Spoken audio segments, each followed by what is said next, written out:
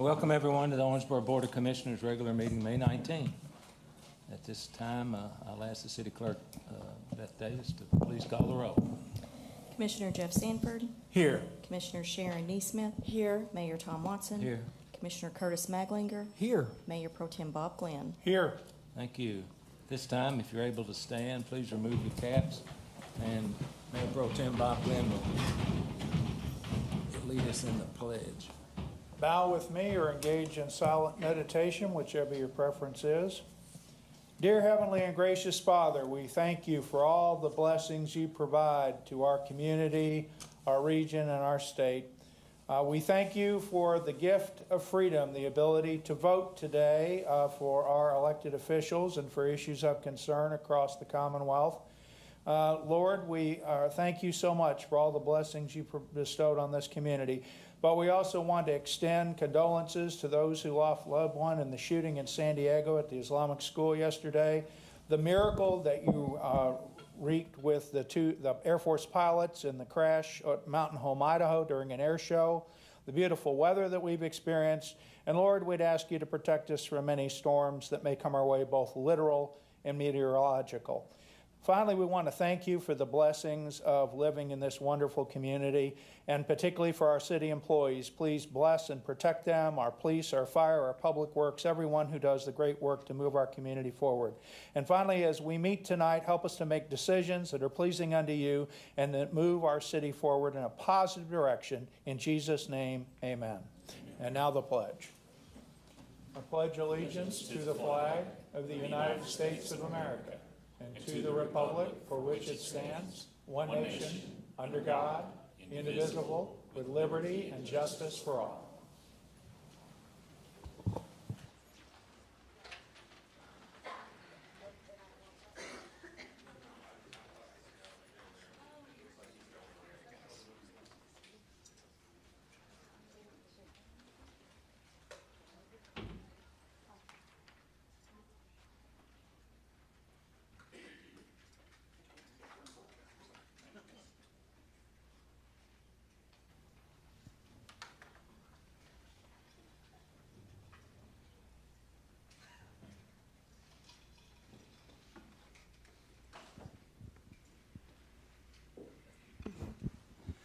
The first item on the agenda is I'd like to do a proclamation. Is Rhonda here? Okay, I thought you were. Bergstrom, Senior Director of Nursing, and various EMS professionals. Y'all are welcome to come up.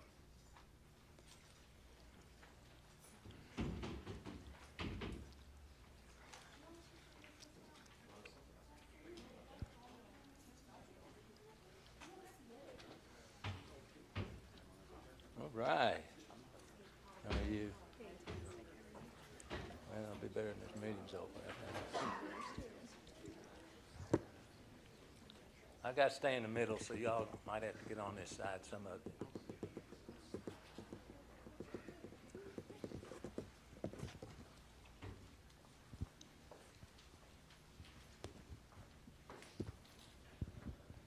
Good luck. It's a proclamation from the City of Owensboro, all our employees and all our retirees. Whereas emergency medical services professionals provide a critical life-saving care to residents and visitors throughout Owensboro community each and every day. And whereas paramedics, emergency medical technicians, dispatchers, firefighters, law enforcement officers, nurses, physicians, and other emergency responders work together around the clock to protect the health, safety, and well-being of our citizens. Whereas these highly trained professionals are often the first to respond in time of crisis, delivering skilled medical care, reassurance, and compassion during emergencies and disasters alike. And whereas emergency medical service providers dedicate countless hours to specialized training and continuing educations to ensure the highest level of care for those experiencing sudden illness or injury. And whereas the strength of our community depends in part on the dedication, the professionalism, and the selfless service of the emergency medical personnel who stand ready to respond at a moment's notice. Whereas Emergency Medical Services Week provides an opportunity to recognize and thank the men and women who serve on the front lines of emergency care and who play a vital role in safeguarding our community. Therefore, I, Thomas Hart Watson, Mayor of the City of Owensboro, do proclaim May 17th through the 23rd, 2026 as Emergency Medical Services Week in Owensboro, and encourage all citizens to join in recognizing the dedication, courage, the invaluable contributions of our EMS professionals and first responders. Signed and sealed this 19th day of May, 2026. Clap. Okay, we're going to take a picture. All right. Oh, over there in the corner.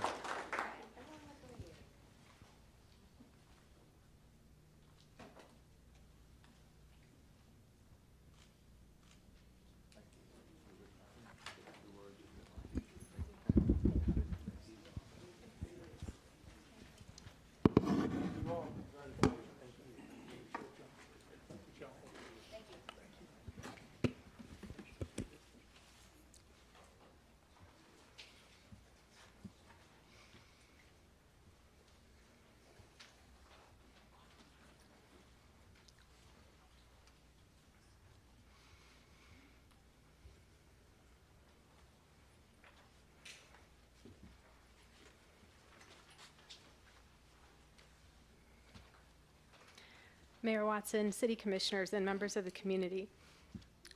On behalf of Owensboro Health and the EMS professionals who serve the city every day, thank you for this proclamation recognizing EMS Week. We are honored to accept it on behalf of the paramedics, EMTs, dispatchers, first responders, and healthcare teams who answer the call at every hour in every circumstance. EMS providers are often there on someone's worst day, bringing skill, compassion, and calm when it matters most. Their work does not stop at transportation. They are a critical part of the healthcare system and an essential partner in improving outcomes together. We are grateful for their dedication, sacrifice, and unwavering commitment to this community. Thank you for recognizing and honoring this team throughout the week and throughout the year.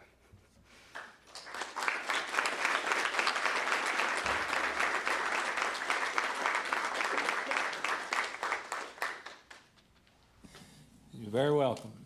Next item on the agenda is the Fire Department Hazmat Update. Captain Clayton Toomer. Is that how you say it? That's correct. Good. Oh, it's already up there. Good afternoon.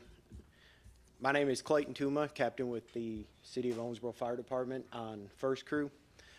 Today, we're just going to go over some of our emergency planning and response for hazardous material and give an update on our program. So first off, we'll cover a few different topics, starting with what is a basic hazmat response, some of our common hazards, some accomplishments we've made as personnel in our training, and then resources and equipment along with preparedness throughout the city. So what is a hazmat for us? Keep it simple. It's release of a hazardous substance, or what someone may think is a hazardous substance. The incident response is going to require three things for us: identification, mitigation, and evacuation. So when we are called to a scene, typically we may not know what's going on. We may have some reference. So we have to identify what the problem may be. After that is to mitigate it, stop a leak, stop whatever the problem is causing the problem. And in conjunction with both of those, we are going to start evacuation and isolation. So commonly, if you see us on a scene and we have roads blocked, if we're evacuating homes, it's typically because we are trying to create a safe area for the community, for the residents. Everything that we do is based around what we call our 3 incident priorities. So number 1 is being life safety. What can we do to protect the lives in the immediate area? After that, we work into incident stabilization, and then finally we'll do our property conservation. A lot of these things we're able to do all at once, but those will proceed in order if we have to. So common hazards, tried to break this down really for the public as well. natural gas, carbon monoxide alarms, and leaking fluid. So natural gas, most people know, you have the meter on your house. If you do have a combustible gas meter in your home and it goes off, or you smell natural gas leaking, the initial response is for us to send a company out there to investigate what is going on. We get there, we'll get off with our meters, and if we can locate the problem, again, we try to isolate it. We do encourage not to try to intervene with what the problem is until we can get there. And after that, we're going to call in our resources. One for natural gas is Atmos Energy. Carbon monoxide, I can't stress this one enough. Colorless, odorless. The biggest thing is everybody should have a carbon monoxide alarm, and we do run on quite frequently make these runs. So if your alarm is going off, we'll come, we can investigate it, and if we do find high levels of CO, which is the byproduct of combustion, we will ventilate and we will figure out what the source is coming from. Finally, leaking fluids. A lot of times hazmat gets misconstrued with it's a bunch of guys out in fancy suits, but these simple things are all considered hazardous responses as well. Car wrecks, for example. We get a car wreck, it has leaking fluid going into storm drain. We are going to mitigate that and isolate that substance from further contaminating the roadways and the storm drains. Moving on to our hazmat readiness. In 2025, the Owensboro Fire Department responded to 236 hazmat-related incidents. Now, keep in mind that is incidents that come out as hazardous chemical spills and not necessarily a simple car wreck, or even stretching it out to a typical structure fire for us still has hazardous chemicals. So we encounter these runs all the time. Fortunately, we have all personnel are trained to a minimum of hazmat operations. We do strive to take that further, with a majority of our personnel being trained to the technician level. The difference between the operations and technicians are technicians can just go into a scene and mitigate that scene a little bit further than the operations. However, we use all of our personnel for every scene.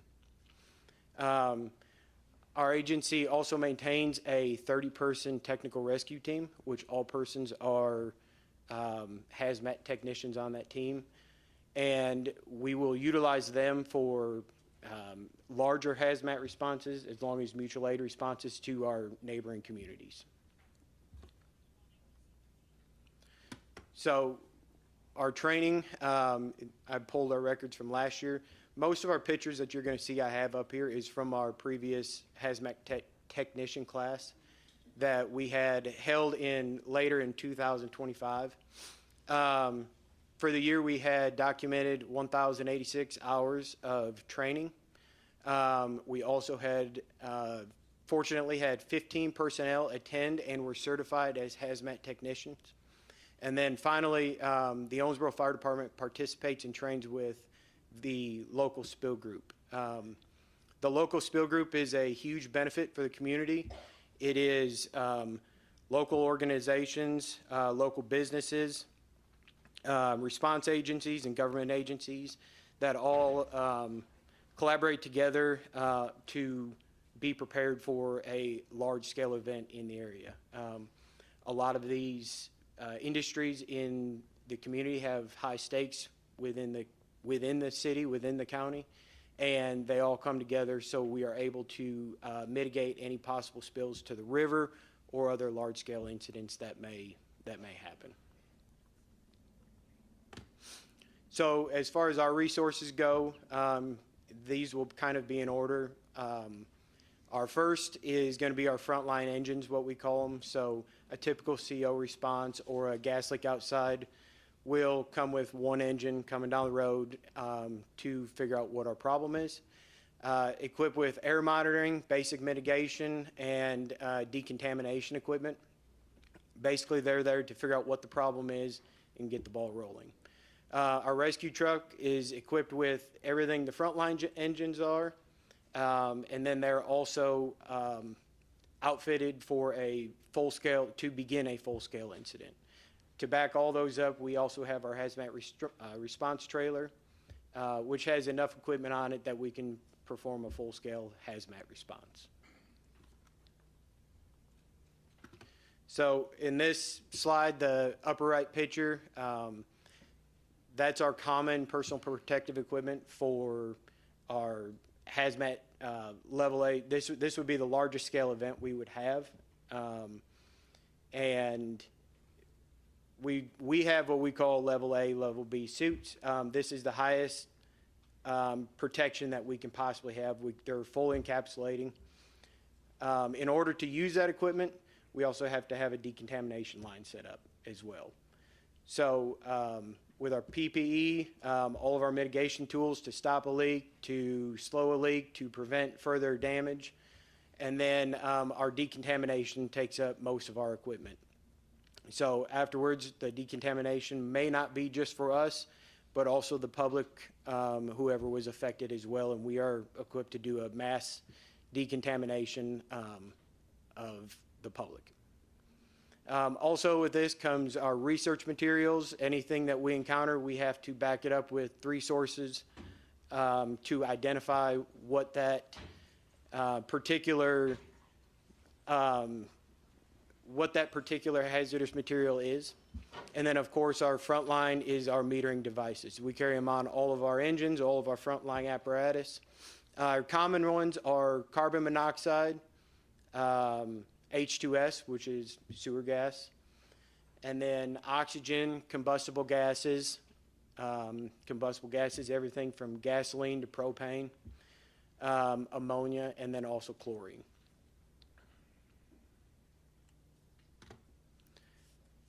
So in wrapping all that up, our response preparedness, we have our common hazards that we go on every day, but we also have several target hazards that we always have to keep in mind. The first one being the Ohio River. If we do have a substance that leaks out there, we have to stop it from flowing downstream and contaminating other areas, along with aquatic life and anybody else that may be on that river. Also railroads, traffic incidents, and then we're also prepared for all of our mutual aid agreements. Whereas if any neighboring communities need help, we will respond to help them. If you have any questions, you can contact our emergency number, which is stated on the board. Don't hesitate if you do smell gas or if your CO alarms are going off. Always call 911 if you have an emergency. So, thank you.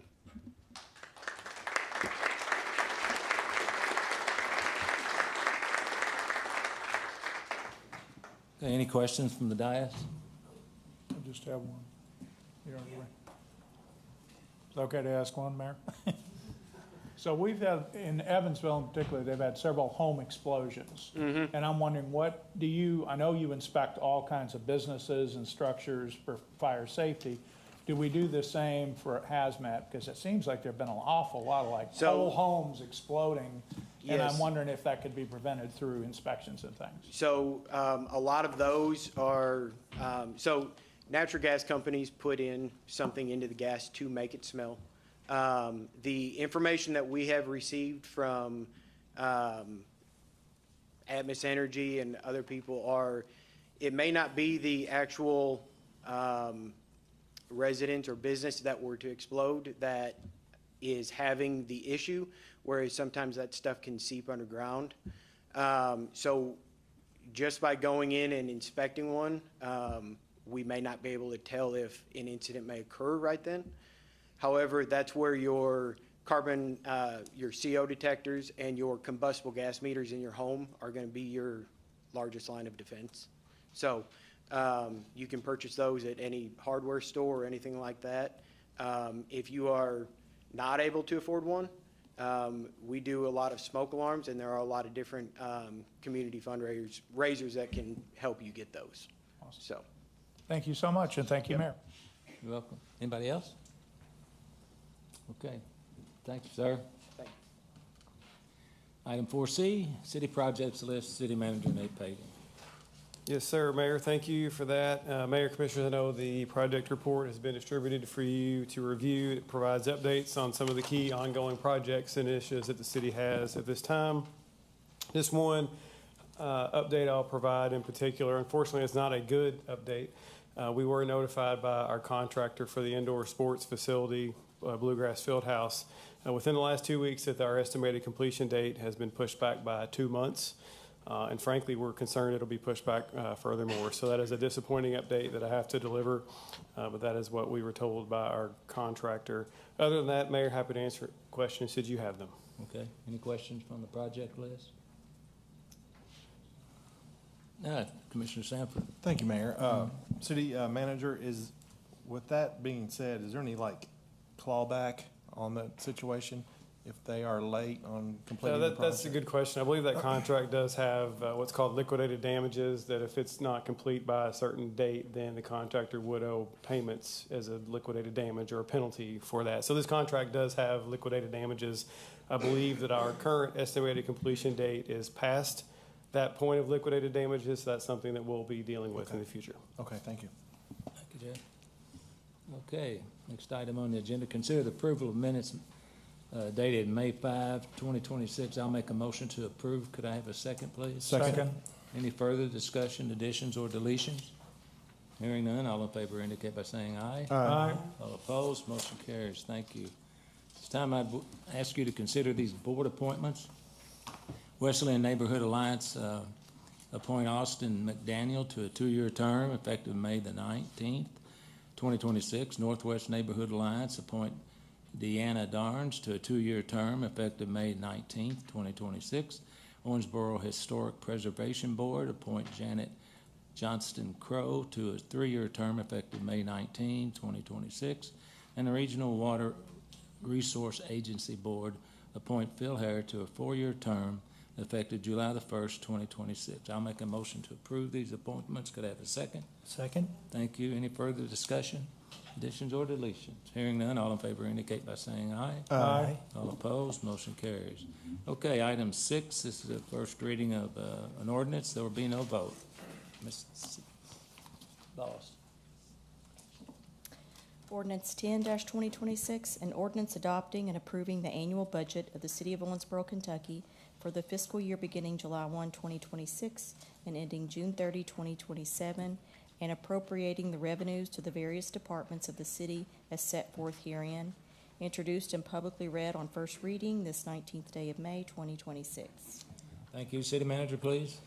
Yes, Mayor, this is first reading of the ordinance adopting the city's 2026-2027 fiscal year budget. So that is our next fiscal year, which starts on July 1.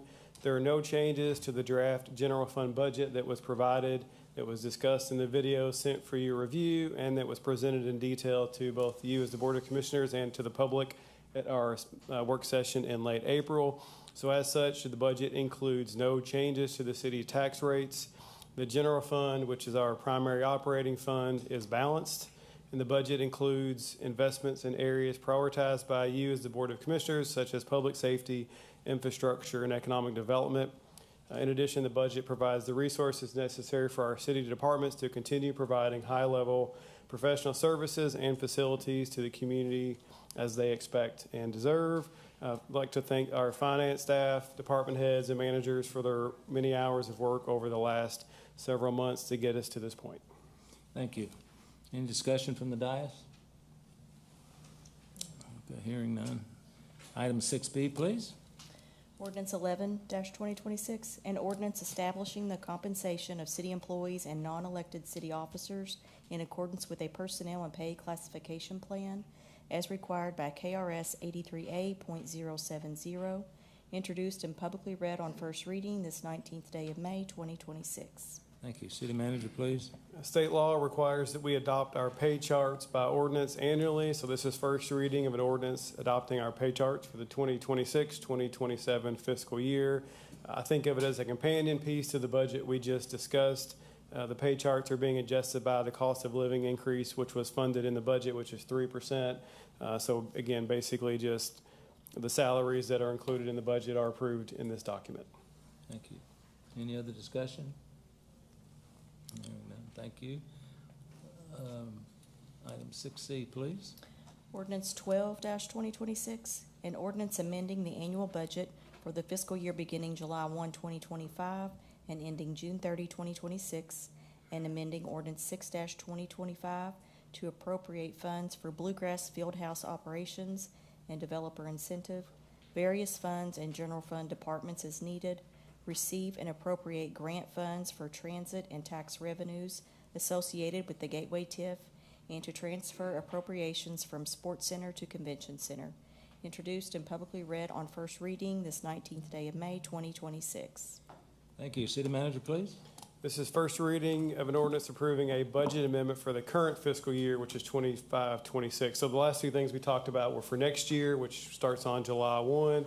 This is a budget amendment in the current year, which ends on June 30th. It's a typical end-of-year budget amendment that we consider every year at this time. The amendment includes primarily items that we've previously discussed and have been approved, such as equipment for Bluegrass Fieldhouse and accounting for the receipt and expenditures of various grant applications you've already approved. I will say of note, we received several transit grants, which have saved the city approximately $530,000, so that's a great amendment there. Also included are incentives for projects you've already approved and additional funds for fire department overtime. Overall, again, a fairly typical end-of-year amendment to clean up items and process grants and funds we've received. Thank you. Any discussion from the dais? Hearing none, thank you. City Manager? Mayor, first, if you would acknowledge Angela Waninger to present the April financial report. Thank you. Ms. Waniger? Thank you, Mayor. You're welcome. So I'm going to present the financial report for the general fund of the city, and we'll go and review 5 slides. So for the presentation, the actual revenues for the month of April are $9 million, which were more than budgeted revenues of $7.6 million, resulting in a variance of $1.4 million. This is primarily due to higher net profits and partially due to timing and transfers from the Gateway TIF and the Recreational Fund. The next slide is for the 10 months ended April for revenues. Total actual revenues were $69.3 million, which was more than budgeted revenues of $66.4 million, for a positive variance of $2,979,000. This variance is primarily due to higher net profits, timing of property tax receipts, higher occupational withholding, and it's offset primarily by lower municipal road aid. The next slide is going to be expenditures for the month of April.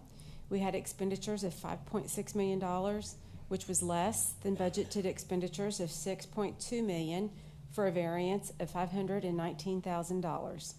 This variance is primarily due to the transfer to transit and timing in other areas. The next slide represents 10 months ended April of actual expenditures totaling $65.5 million, which was less than budgeted expenditures of $71.6 million, for a variance of $6.1 million. This variance is primarily due to timing in transfer to transit and maintenance, and also due to savings in personnel services.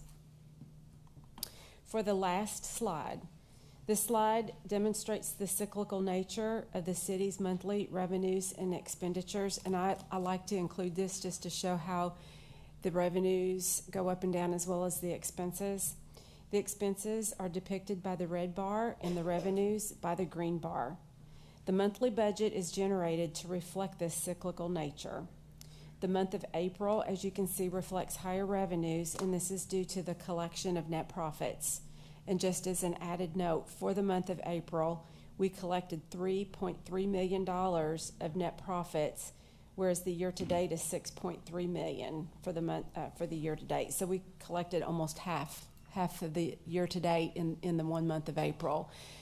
Is also a very busy month for occupational withholding because it's a quarterly and monthly collection month. So our tax department's been super busy, and so the net profits are doing really well for the city this year. So with that concludes my report. Thank you. Any other questions? I just had one for Ms. So the question is, we see the red line pretty much flat as far as expenditures. So do the expenditure cycle tend to kick up in May, or does it kick up in June? Because I know, like with road work and all that, we're obviously going to do more outdoor projects as the weather gets better. Right. The expenditures will spike in the months where we have 3 pay periods, and that happens twice in each fiscal year. And it also, in the warmer months, you'll see it spike up some due to the increase in outdoor activities as well as road work. Correct. Thank you, Angela. Appreciate You're welcome. it. Thank you, Mayor. Okay. You're welcome. Any other questions or comments? Okay, I'll make a motion to file a report for audit. Could I have a second, please? Second. Any other discussion? Hearing none, all in favor indicate by saying aye. Aye. All opposed, the motion carries. Item 7B, consider Yes. personnel appointments. Just one personnel appointment this evening for your consideration, the probationary full-time, non-civil service appointment of Brian Seville Jr., with bus driver with the Transit Department effective May 31st. Okay, I'll make a motion to approve it. Could I have a second? Second. Any further discussion, deletions, or additions? Hearing none, all in favor indicate by saying aye. Aye. All opposed, motion carries. City manager comments. A couple of things tonight, Mayor. First of all, since we last met, the Barbecue and Barrels event took place. It was a great event with perfect weather. That event is a huge task on our public employees, on city employees, from a public safety perspective and from Public Works in particular, from a sanitation's perspective, street department putting out all the street closures. That went, of course, late into the night on Saturday night. I went downtown about 9:30 or 10 o'clock on Sunday morning, and if you didn't know that the event had taken place, you would not have known. It looked great, so I just wanted to acknowledge our public works staff in particular, and sanitation for street department for getting that work done. Relatedly, this week is actually Public Works Week, so wanted to acknowledge those fine men and women of the Public Works Department. I agree. I usually go down there too, and it's clean as a whistle. Thank you, Stephen.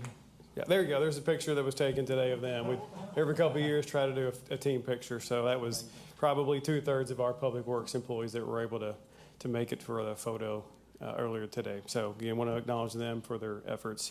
Mayor, second question or second comment for tonight is just a quick update on the courtesy dock. As most of you know, we have a small courtesy dock at the boat ramp in English Park, which allows people to sort of tie off their boat while they can move their truck. Unfortunately, that dock was damaged over the winter. We have ordered an emergency replacement back several months ago. We were hoping to have that now. Unfortunately, it's still being fabricated, so we continue to wait for the full dock.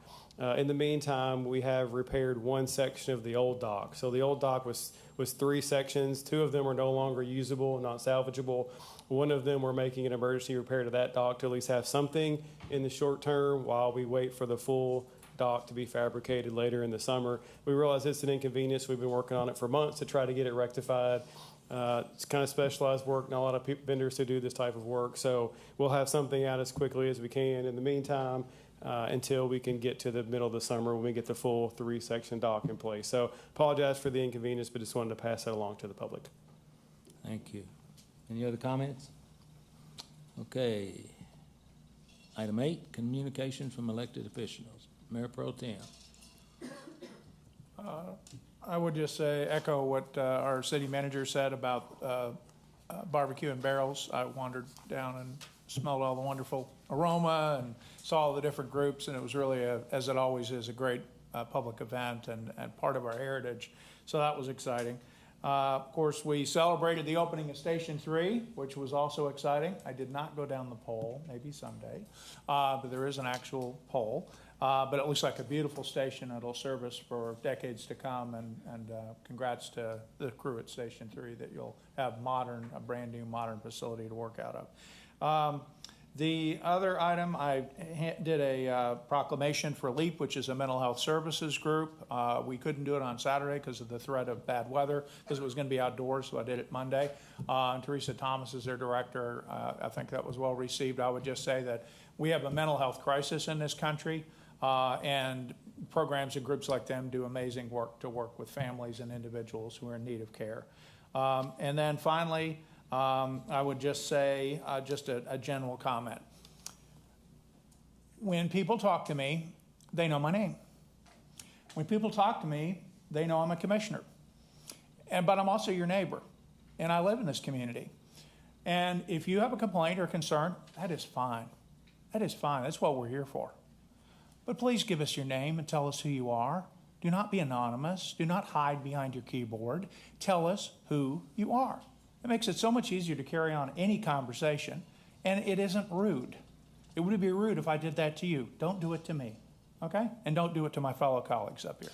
Thank you. That's all I have. Commissioner Magling. Thank you, Mayor. Echo, just thank you very much for Public Works and our special events and fire department, police for two great events the past week and past couple weekends. And then I also want to wish everyone a happy Memorial Day. Thanks to all of our veterans, active soldiers, far and near, fallen, and allowing us to have those freedoms every day. And then last, Kentucky Wesleyan College's baseball team, I want to congratulate them on winning the Great Midwest Athletic Conference Baseball Championship in Ohio. That's amazing. So thank you very much, Mayor. You're welcome. Commissioner Sanford.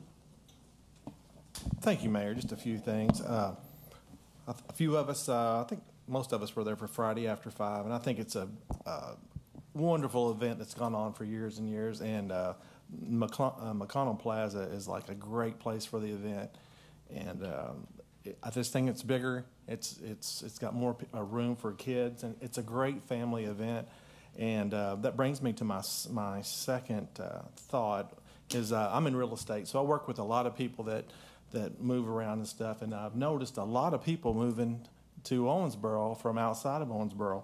Just had a Michigan, a Rhode Island, and a Bowling Green all coming to our community.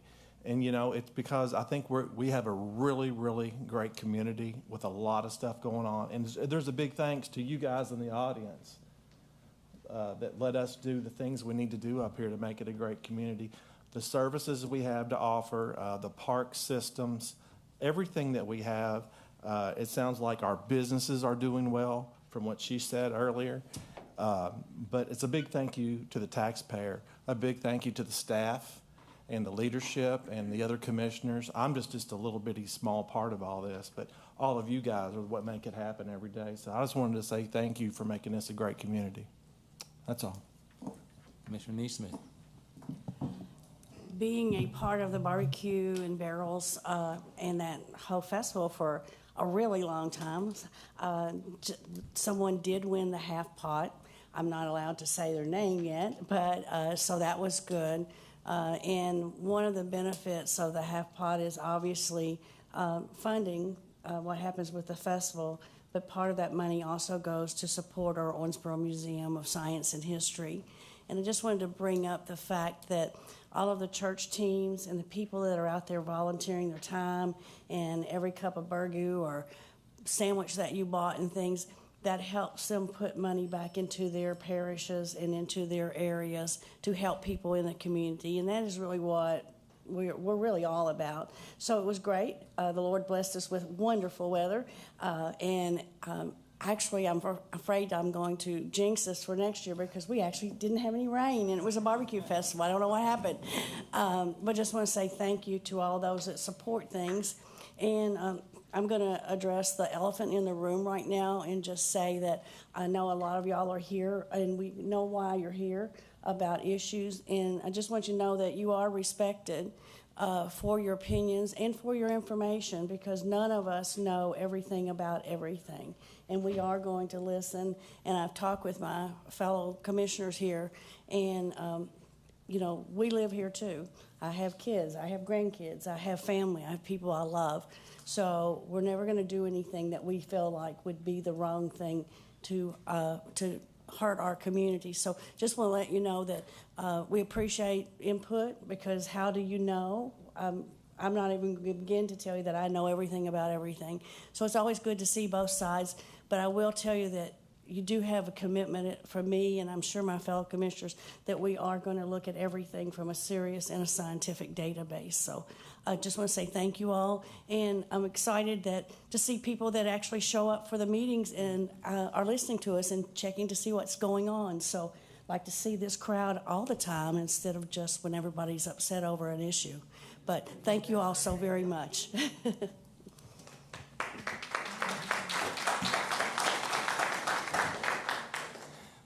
Thanks, Commissioner. I have one of my best days I have every year. I get to go to Eastview Elementary School and talk to fifth graders about government. And it's amazing what you can learn from a fifth grader. They're bright. Now, the teacher gave them some questions. She wrote them out on a piece of paper so they could ask them. But the follow-ups and the things that they were asking were very mature and adult-like. So it is one of my favorite days of the year, and I enjoy going out there, and they are very respectful. So I love doing that. Okay, item 9, open public forum. Members of the audience may address the Board of Commissioners on any matter of public concern that was not on the agenda. Comments are limited to issues within the scope and responsibility of the Commission. Commission meetings are held to conduct city business for the benefit of Owensboro citizens and taxpayers.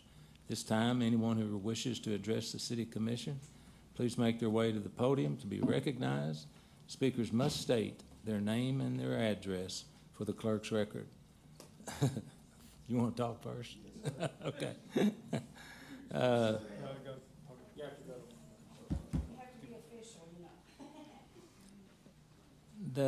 Limit their remarks to 3 minutes or less. All righty. Since the item is not on the agenda, no response is required from staff or the Board of Commissioners. Yes, sir. Name and address for the record.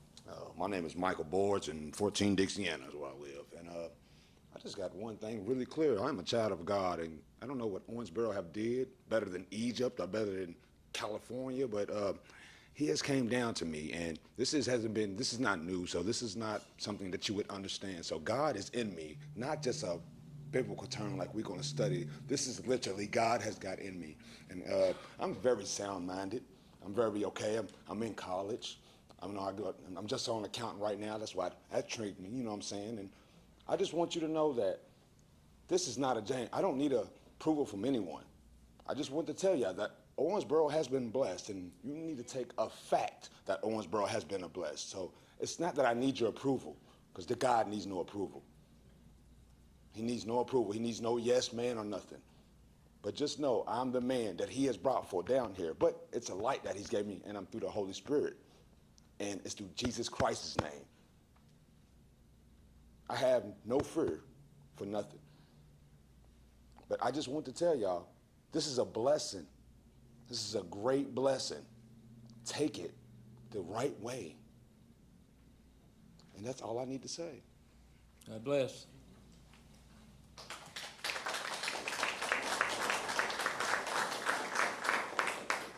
See you, man. Who's next? Oh, y'all know my face and my name and my address by now, so I'll do my little piece since I'm here every single time. And I am just like you. I'm so happy to see so many not familiar faces, but I hope they become familiar, because there's a lot of issues that could be discussed every single meeting. And I would encourage everyone to get proactive if they have issues in the city and start doing what at least I and others have been doing, which is taking our 3 minutes. Even if you don't get a response, it goes in the record, which is why I take my 3 minutes every single time, because I want it in the record. There's going to be a lot of people that are going to be here to talk about data centers. Y'all already know where I stand. I don't want them. I would like to quickly mention that the Davis County Fiscal Court obviously is looking at a moratorium. That's something that you all could do as well. And I encourage you all to do exactly what those people are doing, which is taking at least 1 year to do the research. And I think that's what's appropriate, is a moratorium for a placeholder. The other thing is I know you all have heard about the planning and zoning meeting. I'm sure that didn't go according to plan. Mr. Mayor Tom Watson, I see your eyes are averted and you never give me your eyes. It reminds me of the men that used to turn their chairs when the KKK was in power. So that's really cute. But normally I don't say anything, but I've noticed that people have come up to me and actually brought that to my attention. And I didn't even pay attention. I was like, does he really not do that? And they're like, no, just watch him once. So that's me watching. So I really appreciate the ones that brought that to my attention. But I just think this body says a lot of words and you all don't follow through. That's all I care about. I don't think you're gonna follow through. I think you're gonna keep on saying the pretty words that everybody wants to hear because it's an election season. So I encourage all of us in this room to stop listening to what they have to say. There are almost 4,000 signatures. You don't need any more research. Your people have spoken. We don't want a data center. You all are paid to do what we want, not what you all think is best. I'm just as educated, if not more educated, than everybody sitting on that board. So the thing is we don't want the data center. What other research do y'all need? We're the research. That's all y'all need. So I find it very interesting that you all keep saying we're gonna look more into it, we're gonna look more into it, like all of us are just, what, just bodies here? Like we haven't formed our own opinion. So I'll let other people speak. They had some really good things to say at the zoning meeting. The last thing I wanna mention is I'm able to make every single meeting, which is a privilege. Sometimes I'm not able to when I'm on the road, which is why I'm not here. But I really do think that what people are saying is valid. You all should consider an after-hours meeting for those that are not working traditional hours or don't own 3 businesses and can come here whenever they want. I think that's what's appropriate. I think 4 p.m. is whatever. I mean, y'all got to work in your own little time frame as well. I used to work government 8 a.m. to 4:30 p.m., an hour lunch. Cool, I get that. But also, whenever you work for the people, you have to meet the people where they're at. And a lot of our people, my people, who aren't normally like me, they work a lot. So they can't always come. There should be a lot of other avenues, which I put on y'all's Facebook, to where people can actually voice their opinions. So I think that's a big reason why this crowd is not always here as well. So I think that's important to mention. And that's all I have. Thank you. Wait a minute, you didn't state your name and address. Oh, I'm sorry. I do this all the time. I forget. Glenda Wright, 711 Jed Place. Thank you. Thank you.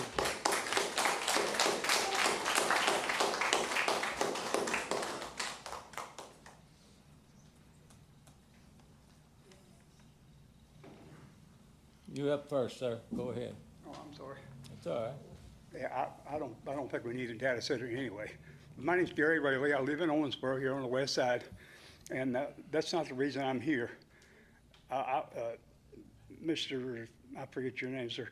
He mentioned the barbecue festival a while back. Well, I went to the barbecue festival on a bicycle, and I was told by a police officer that the Owensboro had recently did a new ordinance saying that you cannot ride a bicycle on a sidewalk.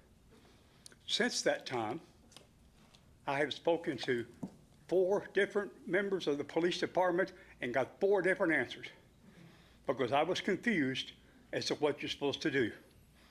One of those 4 that I talked to, I called the police department on the telephone and talked to the front desk officer, and he said, ride your bike on the green belt. Well, I've ridden my bike on the green belt before, and I've almost been run over by mopeds, 4-wheelers, and other devices. So the green belt is not a safe place to ride a bicycle. I ride a bicycle for my health, for exercise. Okay. And obviously there's a lot of confusion, even amongst the police department, about what's the law. I don't know what it is. I ride a bicycle, again, I guess it's for my exercise. One officer I talked with says, well, that just pertains to a motorized bicycle. Yeah, my bicycle's got a motor. They're called legs. And I'm not trying to be funny, but that's true. I'm confused as to what is legal. That officer that day at the barbecue festival told me, you can't ride a bicycle on the sidewalk, period. You can ride it in the street. If I ride on the sidewalk, I stay out of the traffic and all those people that are playing on their cell phones and not paying no attention to what they're doing. I've already been hit by a car at least twice. I'm confused. I don't know what to do. I would suggest that you folks do something to eliminate this confusion, because there's a lot of confusion. Myself, and again, apparently amongst the police department, but also because they all tell me something different. I just want to know what's legal. That's all I want to do. I don't want to break the law. If you decide that it's against the law to ride a bicycle on the sidewalk, well, ain't nothing I can do about it. That's all I want to say. Thank you for your service. You're welcome.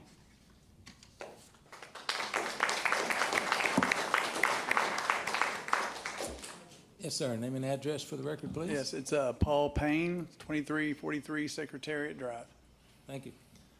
I'm an IT guy, been in IT for 30 years, so I'm not anti-technology, but I am anti-data center. They are not a producer. They are nothing more than a taking device. They take away our air and give us unclean air. They take away our electricity that we need, and they take away our water. Now, I kind of just want to give a little bit of a rundown. First of all, Mr. Mayor, you made a comment the other day that I greatly appreciated when you was opening up the fire station, and you said that public safety is y'all's job. Number one. And our safety isn't just I got hit by a car or I got a cut. Our safety is also breathing. So when you drive across the street, across Parish, down Airport Road, one of the first things that you run into is the fire department. I don't think they need that kind of pollutants. I think they take enough. My dad used to be on the fire department. They don't need any extra soot coming down the road or not being able to sleep because the machinery is running 24/7. Then you go a little further down from back past that, you run into the airport. People who get off the airplanes, that would be one of the first things they see about Davis County and the city of Owensboro. Is this is the kind of stuff that they like here, is this loud, noisy device. Then if you go down Biddle, which is just to the left before you get to the fire department, the next thing you come across is a church. And then you come across a building that does tennis and pickleball. I think there are probably a few people in the community that do that. And one of the courtrooms, or one of the fields is outside. You go past the pickleball courts and you come to a brand new, just finished this year, ballpark for Owensboro City Schools. How do you think it's going to look when an out-of-town team comes in and they're sitting over there coughing the whole time? Or they're like, I can't even hear the announcements from the machinery. It's not going to look real good. It's going to be kind of a black eye. You know, we're trying to look good to people, not give them a bad appearance. And then those kids that go there every day to practice, they're going to practice near that environment every day. And they're going to play games. And that, I don't know if y'all have seen that court, but it's beautiful. Don't even like sports. I'm an IT guy.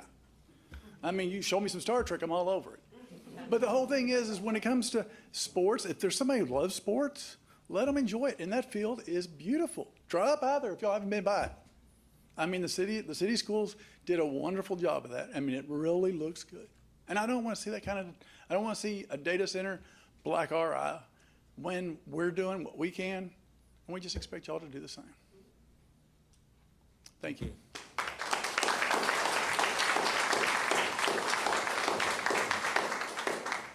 Yes, ma'am. My name is Lorraine Jackson. I live and pay taxes at 2517 West 10th Street, Mechanicsville, the Duke and Bess area. I just want to say we had an absolute wonderful neighborhood cleanup for our area, and I thank the city for that. I thank the city for that program because you're showing that you care about our community and you want to help keep that community clean. Secondly, I do agree with everybody. I'm not interested in the data center. I live roughly 3, maybe 4 miles from that location. So the noise pollution would be very hostile on me. Not on me, but only for our community as well. My community is an older community. It was once young when I grew up in it, but now it's an older community. And there's a lot of vets there that couldn't do with that noise pollution. And you've done a traffic survey, but you haven't done an environment survey. So I think you need to really stop and think and do that environment survey, because we're already sitting on an environment pollution as it is. The Mechanicsville neighborhood was built on a damaged property anyway. So we already have that we're dealing with cancer and going on through the family, through the neighborhood.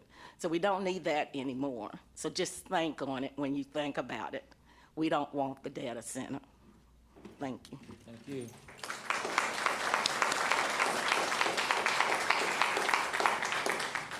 Yes, ma'am. My name is Miranda McDaniel. I live on 672 Greenbrier Street, Owensboro, Kentucky, 42301. And I am your petition starter against the AI data center. I'm not used to going in front of a mic and talking through a group of people. I like staying at home, cooking meals, and doing my homework and going to work. So we have done research with our group that people experience increased utility rates when data centers are implemented in their cities, environmental damage, and also pollution. And also, there's several states, if you look it up, that is suffering with water loss and waste of water resources whenever AI data centers are being put into their town. There is a total of 3,830 signatures on the petition. There is a total of 2,647 signatures who reside here in Owensboro, Kentucky. As the petition continues to stay open for whoever is against AI data centers, the numbers will continue to grow. As you can see, there is many people here in Owensboro, Kentucky who are against AI data centers and would like something else to be considered when it comes to developing Owensboro, Kentucky for the future. I ask, will you please protect Owensboro, the people of Owensboro community, and find better solutions for our future? If not, we will continue to show up to these meetings and we will continue protesting against AI data centers and possible construction of them. I do have the petition and website. May I present this to you, Mr. Mayor? Sure.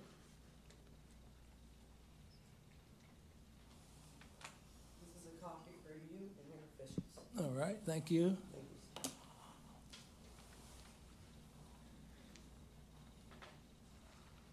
But as you can see, as a mother, as a full-time student at WKU, going into social work, I want to make sure that my community is protected also, not just for myself and my child's future, but for everyone else around me.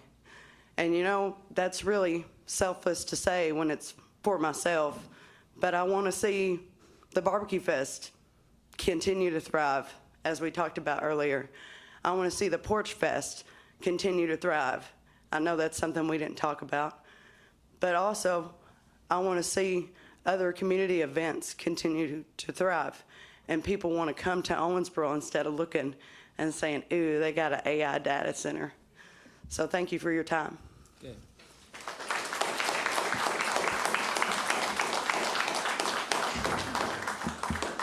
Y'all care if I make a statement? No one has contacted us about a data center. We have not contacted anybody about a data center. As far as I'm concerned, it's dead as far as I'm concerned. We will not have a data center while I'm sitting in this chair.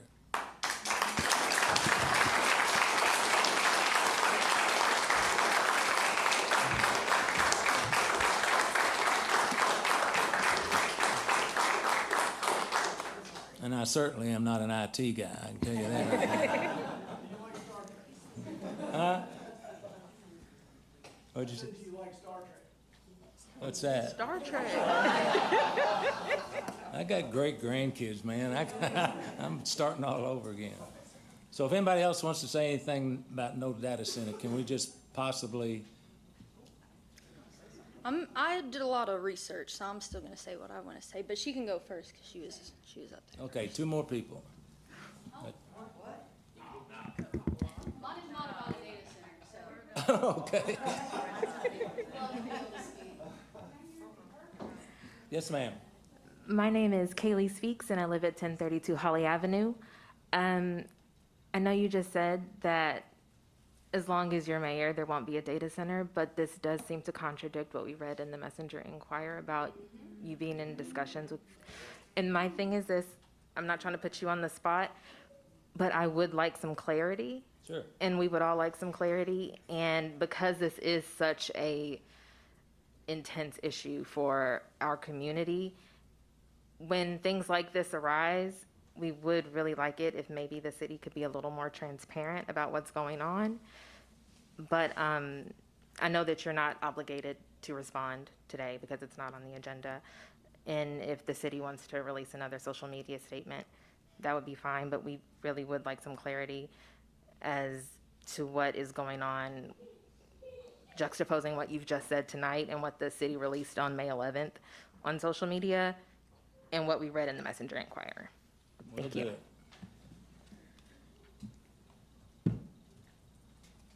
Yes, ma'am. Hi, my name is Serena O'Brien. I'm at 5423 Redusa Loop. I'm a born and raised Owensboro native. This is my first time ever attending a City Hall meeting, and I come here today to speak about the devastating effects of an AI data center on our community. I know a 12-month moratorium was introduced at last week's fiscal court meeting, but I know this Board of Commissioners has the ability to overturn that ruling, and come before you imploring you all to stand by your constituents in the cancellation of the heavy industrial rezoning and formally request an extension to a 36-month moratorium as our state and country takes the time to catch up on regulation of these AI data centers at both state and federal levels. Many statistics and facts have been presented to our city's elected officials in recent weeks, but I want to delve into an example including figures specifically from our city's population of 60,300 people.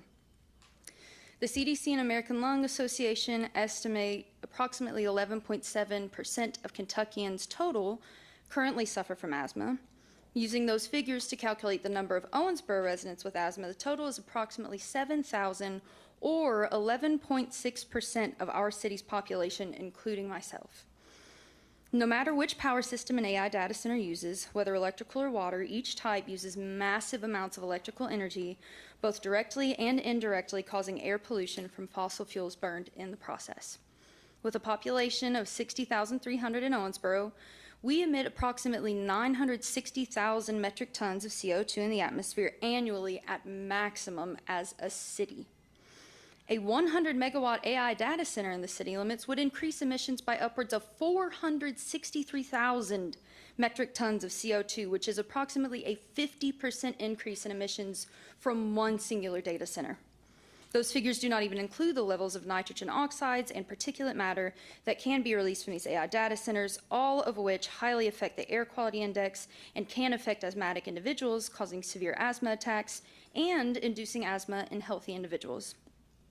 I've only presented numbers on asthma, but it puts a burden on the entire community. Individuals who already face respiratory illness, cardiovascular health issues, cognitive or neurological impairments can see increase in flare-ups, asthma attacks, heart disease, anxiety, and depression.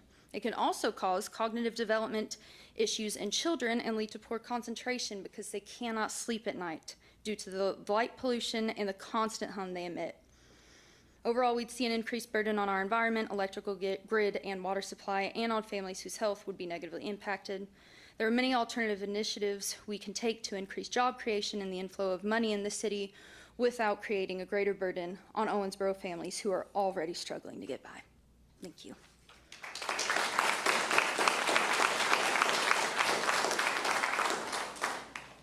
Hello, my name is Tatum Helm, and I live at 1122 Booth Avenue. So I know that we are all coming up here and discussing data centers, but I want to specifically talk about the zoning itself and its proximity to a lot of things within that area.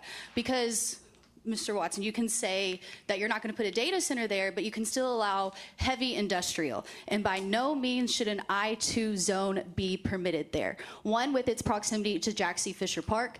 Less than 3.5 miles up the road, you have the brand new senior center that is being built currently right by Botanical Gardens. The pollution, the smell, the noise from heavy industrial that could go there is insane. Currently, UniFirst, it is considered and can be put, a business like that can be put on an I-1 zoning. At the moment, Owensboro's UniFirst, employs 520 people.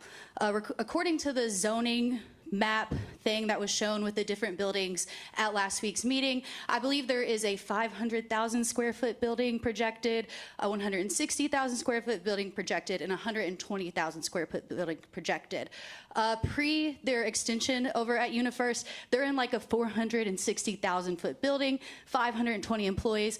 My personal opinion, and many of the opinions of people in here, is that the current rezoning you guys are requesting for an I-2 can easily be an I-1 rezone, and plenty of job job opportunities can come, plenty of industries can come. I know you've discussed that no data centers have come to you yet, but if there was a chance under an I-1, there's a lot more regulations and things that would protect us as citizens, like people have spoke about in the planning and zoning as well. There are homes that are more than 3 miles. I mean, closer than 3 miles. There are homes that are extremely close to the area that you are requesting for an I-2 area or industrial zoning and heavy industrial. And I'm just asking that you think about those people. If you wouldn't want it in your backyard, please do not put it in their backyard at the end of the day. And there are, not only that, like I said, Jackson Fisher Park, Joe Ford Nature Center is right there. According to the traffic report, traffic is already really bad right there. And putting an I-2 industrial park right there is not going to make that any better. So I just ask you guys, please consider the economic potential of an I-1 is still there if you guys are needing to do the rezoning from agricultural to something else to bring in employment in Owensboro, to bring in more opportunity. Please, please, please stay away from I-2 within that area. It is way too close to people you guys really need to consider. And like you said, you guys serve us. So please, please, please just keep that in mind. And that's all I have to say. Thank you.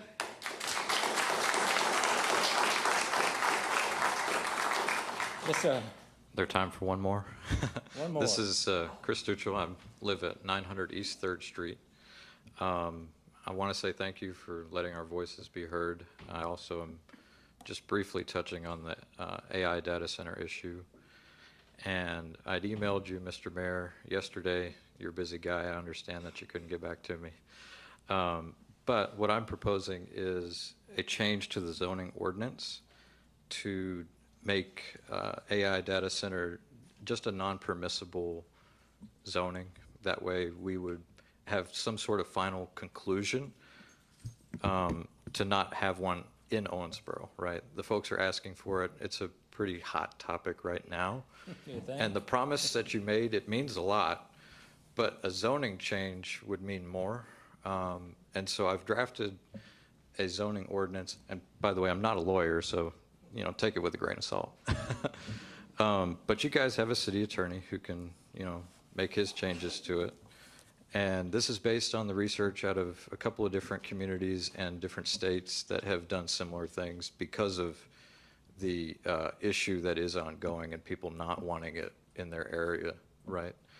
So if you would, I have a copy of it, if I could leave it with either yourself or Mr. Mark here. Sure. Is that okay?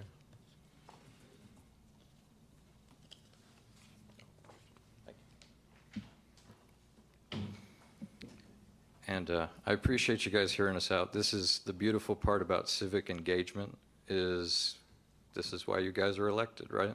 It's to serve us, and we try to serve you when we can, right? I appreciate your time, and I appreciate the focus on economic development. We do want more jobs. We do want more opportunities, but we do prefer that it's something a little better for the environment, something a little better for our children, grandchildren, et cetera. Thanks for your time. Thank you for being respectful.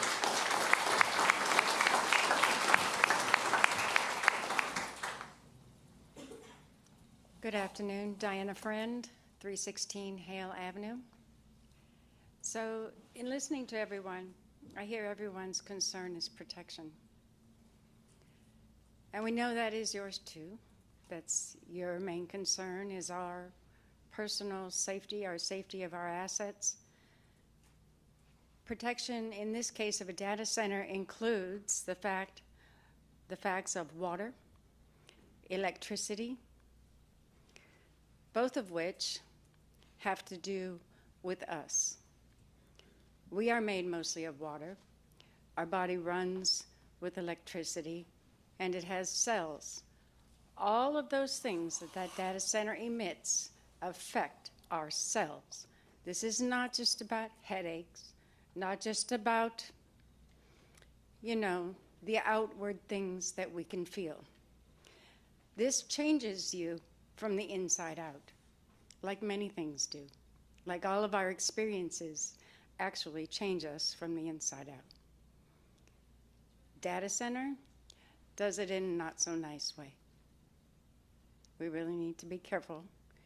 And We trust your word, and we would like to continue to trust your word, but we need that word to go to everybody else as well and come out of their mouth, not just yours, because you're not there forever. No. Thank you. Thank you.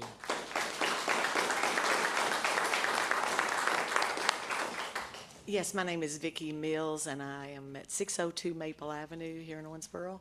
And I apologize to the young man that was on the sidewalk because that's unfortunately why I'm here.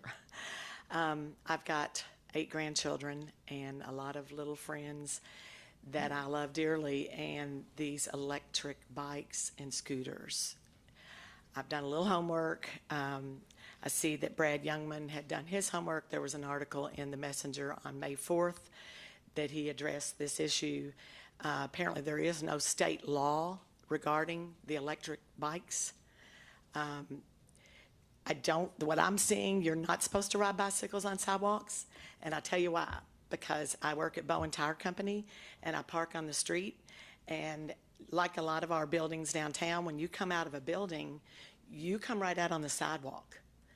And you're not expecting an electric bike or an electric scooter, 68 years old, to knock you down because you didn't look at the edge of the building before you walked out onto the sidewalk. And maybe I should have, but these kids are riding these bicycles. They go 30, my son sells them, not to kids, but they go 32 miles per hour. And they don't wear helmets. They don't have a driver's license. If we don't do something, we're going to lose. We're not even going to have to worry about a data center because we're losing these children. And I know it's peer pressure. Mama, so-and-so's, not their kids have one. And I know a lot of people that driver's license have been taken. I know it's an issue for them. But I think you're supposed to have a license to drive those is what I'm understanding. So I don't know much about law, but I think we need to look into this because it's very scary.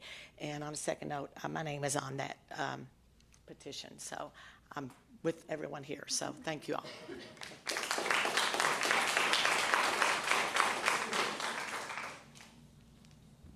Hello, my name is Joe Denoto. I live at 2413 Davis. And as the other gentleman said, lots of people coming into Owensboro. I want to share my perspective as one of those people. I just moved here in March from Huntsville, Alabama. And I chose Owensboro for a lot of reasons, personal reasons. The love of my life is here, so very looking forward to that. Beyond that, though, the things over which you all have control over, do this in a compliment sandwich kind of way. I've visited Owensboro multiple times over the past year or two to visit this woman, and I've really enjoyed it. The Riverwalk is beautiful. It's a very clean place. Respect here at Public Works. I love the neighborhoods. You can walk outside. There's trees. There's pathways. I don't ride my bike just yet. Haven't got that all set up. And it's just a really nice place. You've got the convention center, so you got interesting things happening. The Bluegrass Hall of Fame is fascinating. Like, Owensboro is a wonderful place, and I would have moved here. I would have moved wherever she went, but I'm very glad that she's here. You understand? Owensboro is nice. So, without beating the dead horse here, I think there's a lot of ways that you all can use the power that has been given to you. I wasn't here to vote for you last time because I wasn't living here. But there's a lot of ways that y'all can use your power to continue that and to continue to make Owensboro what it is. There's also ways that you can use your power to do the opposite of that. And I really hope and pray that y'all choose to develop Owensboro in a way that benefits myself personally, all the folks here, and all the children that are going to grow up and live in Owensboro. So that's all. Thank you for your time. Thank you.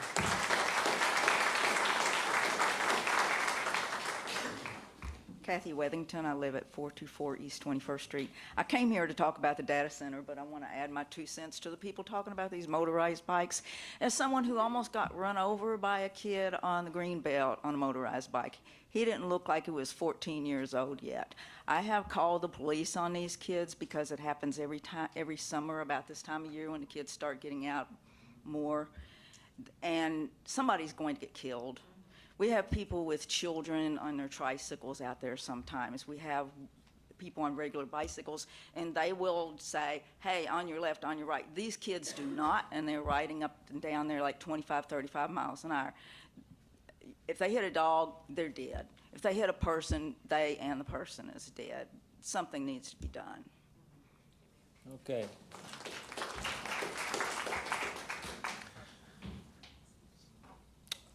Go ahead. Do ladies first. Well, What? I'm not sure they're going to allow us to speak on that. We're not allowed to speak on that anymore, are we? They've shut that down? Go. Go. Okay, okay. All right. I didn't think I was allowed to speak on this. I was going to speak on something completely different. So we've already talked about everything. We've talked about the noise. So we know that you just said this wasn't going to happen as long as you were in a seat. Yes, sir? Could I have your name and address? Oh, yes, please? it's Kelly Schroeder. And you guys know my address. It's 107 East 23rd. And that's another thing I want to discuss. A member of the Owensboro board, I think he's the CEO of the Chamber of Commerce, was on my sidewalk Saturday. I come out. I don't know who he is. I see him, and he bolts. He takes off running like Forrest Gump. He was not on a casual stroll. So he made me think he was up to something outside of my house, which leads me to my Facebook page, which has had all kinds of changes made to it that I most certainly have not made. I would like for my Facebook to be restored back to where it was, okay, so that I can share everything that I need to, so I still have the features of the colors to pop up. But as a town, if this does happen, if it's not going to happen while you're here, is that allowed to change guard? You said it won't happen while you're in seat. Is someone else allowed to take your place and make decisions for you? No. Okay, I just want to make sure, because I don't want like They can anyone make else their to. own decisions. I'm just telling you. Okay, okay, I just want to make sure it doesn't change anywhere else. So with that, the reason all this has happened is because we know the risks and we know the promises. And if this does happen, right, we're all in danger. And it's just that simple.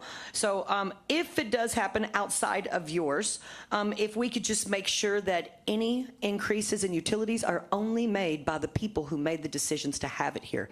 Do not pass that on to people who did not ask or want or barter with anyone for it, please. Okay? And then, I mean, because right now, if you think about it, this is like the gold rush of the wild, wild west. Everybody's just dying and clamoring to get in as fast as they can, right? So what happens when these tech communities and developers go unchecked, they negotiate strict community benefits and sustainability mandates. That's what needs to happen with us. So I really don't know what to speak of other than I do want my Facebook page put back to its original position. We could probably do it before the end of my minute's up. Who's There's ever the doing IT it? guy right there. Who's my? No, he's not. I'm not talking about him. He's not trying to censor me. That's the big difference. I need to be uncensored immediately, please, because it almost feels like with more than 1, 2, 3, 4 people We it have no happening, it control feels over like a that. conspiracy. We don't have any control over that. I read that cities can have that control if they think that a political storm is coming. I don't think so. You don't think so? No, ma'am. Okay, all right, okay. Well, I know because last time I came to the city about something else, it also happened again. But that was actually not you guys. That was Bevan, the Teachers Fund. So I guess since I can't speak on anything that I spent over a week preparing and spending $100 of mine to make a map, I guess I'll be silenced then. Thank you all for coming tonight. No, I'm going to exercise my time, Mayor. Pardon me? I'm going to exercise my time, Mayor. You will if I recognize you. No, sir. You're going to recognize I don't want to be confrontational, but I do expect to be recognized. Okay, you have 3 minutes. My name is Josh Flasspohler. I live on 1918 South Griffith Avenue, Owensboro, Kentucky, obviously. I do agree with a lot of what you all have said about the great things that are going on in Owensboro, how you all have run the city generally. I think y'all do a good job. This is the first time that I've attended a meeting where I think maybe a decision might be made contrary to that. And part of why I'm here is because I really haven't dealt with local politicians, but national politicians lie. And tonight, you all opened with a prayer. How many of you all are open Christians? Raise your hand. Okay. So when you all lie, if you all lie to us on this, you're lying with Jesus over you, because you started this with his name, with his prayer, And I want you all to remember that. So I don't want to belabor that point, and I just want to remind you all of that. Thank you.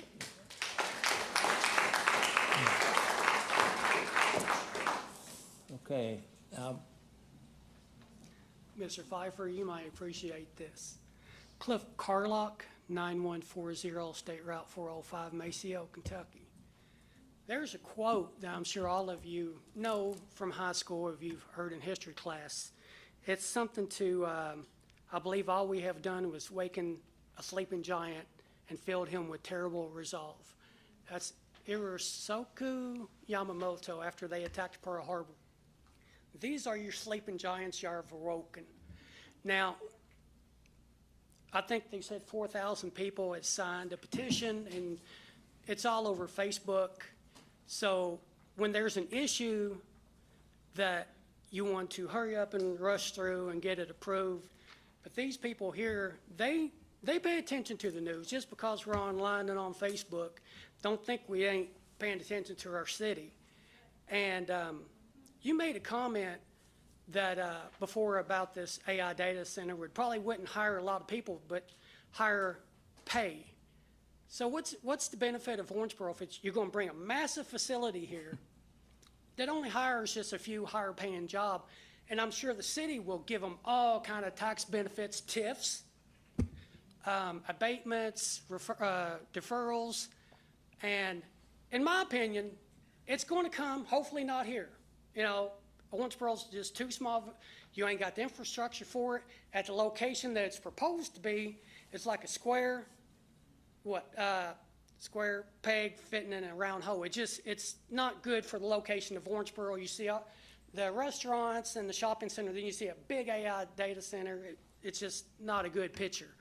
If it did come, what needs to be done is it needs to be self-sustained, produce its own power, source its own water so it can filter its own water. It does not need to be hooked up to the Owensboro electrical or even water infrastructure. Don't make the citizens pay for it. And, you know, I think I did a little research and said that this facility at this size could cost up to a couple $2 billion. Now, the gaming facility out there on 60 was $100 million. I think the Smothers Park, after all said and done, was like up to $150 million. This is a couple $2 billion. This is like Toyota size, you know, investment. And so we shouldn't give them anything.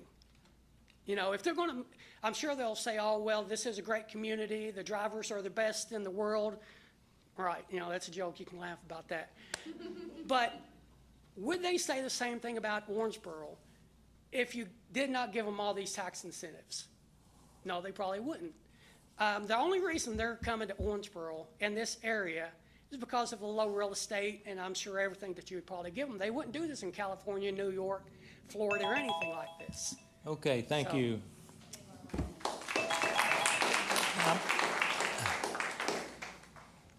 Hello, my name is Victoria. I live on the west side of town. I'm clearly here against the AI Center today. I think regardless of where you put it, who pays for it, either way, everything that we know about the environmental aspect of it, I would even argue that using AI is unethical, but that we can save that conversation for a different day. So I won't say anything else. There's been a lot of people here that have said some really great things about research and about the facts behind AI data centers. I'm actually here because today is my first in-person meeting that I've been able to attend. I've seen the live streams on Facebook. There's been a lot of comments made about oh, it's so nice to see so many people here today. Well, I want to ask, how often do you guys have these meetings? Once a month? Twice a month? So you only have to do this twice a month out of your full-time jobs. How hard would it be to have this meeting at 6 o'clock at night? Only having to do that twice a month, I don't think that's a big ask.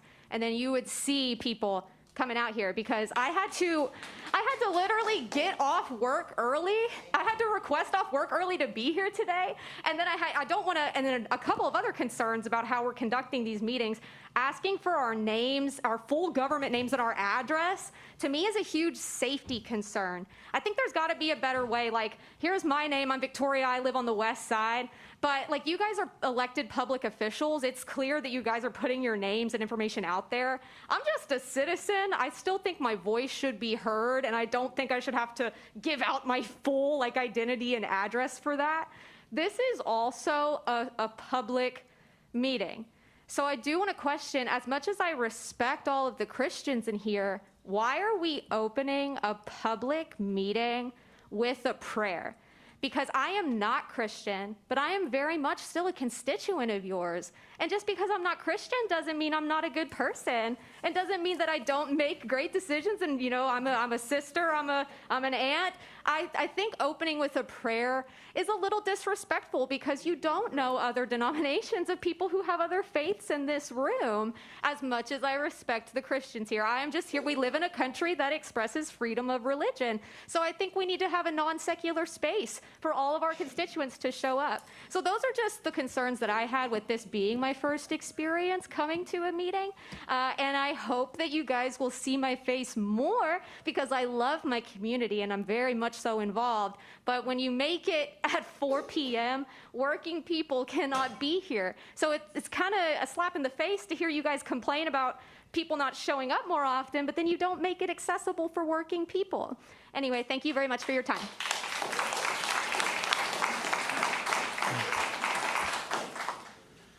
I agree with everything that Tori just said, but I wanted to say, yeah, we came in here, and one of the first things that Bob Glenn said, You need to identify yourself by name and address. Okay, yes, that's what I'm here to talk about. You said not to hide ourselves. We are in a time where last week Donald Trump said that if you are an activist, if you are against fascism, or if you are trans, that you are a terrorist and you should be hunted down.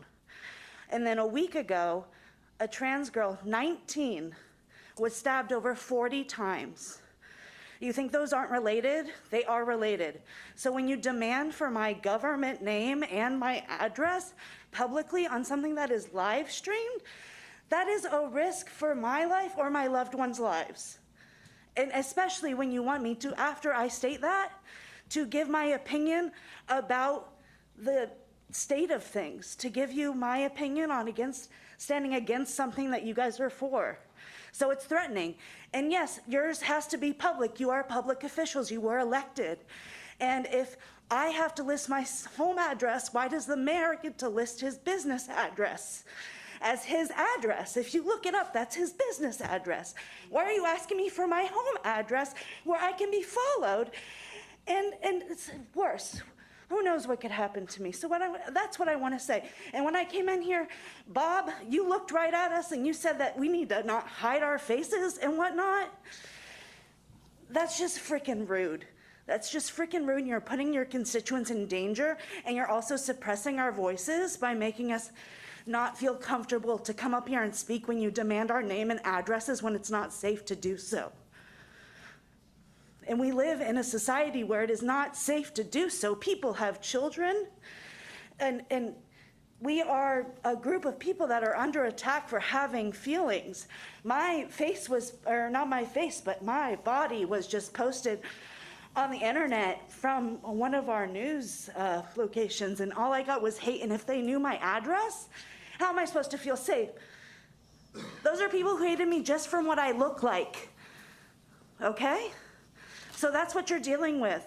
So if I give you my name and my address, how are you going to assure my safety after that? May I respond? Is that valid? Yeah, Is that valid? I want to give you a quick 10-second. I'm not arguing with you. You make a lot of valid points. Thank you. I am saying when you email me, you are pejorative, anybody in this group, you're welcome to communicate. I had somebody yesterday call me for 13 seconds and use profanity and threaten my life on the phone. I don't think that's appropriate. And of course, they never left their name, and that's fine. I'm not going to follow up on who they are.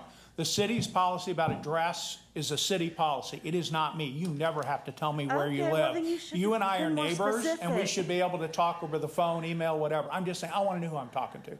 Me Exactly. personally, You should have been more that's it. specific then because it felt threatening. And then every time we come up here, Mr. Mayor, you demand our name and our addresses when you don't even list yours. Thomas H. Watson, 3622 Bridgepoint. And that is not what is listed on the website. Well, I've been there about 27 years, I think. I know that is your home, sir, but that is not what is listed under mayor on our city's website. It is your business. Which actually brings into contempt that maybe, are you using your business? In order, like, been are you retired. benefiting? That's it. Anybody want to make a motion to adjourn? I'll make a motion to adjourn. Could I have a second, please? Second. Thank you. All in favor indicate by saying aye. Aye. All opposed, welcome to stay.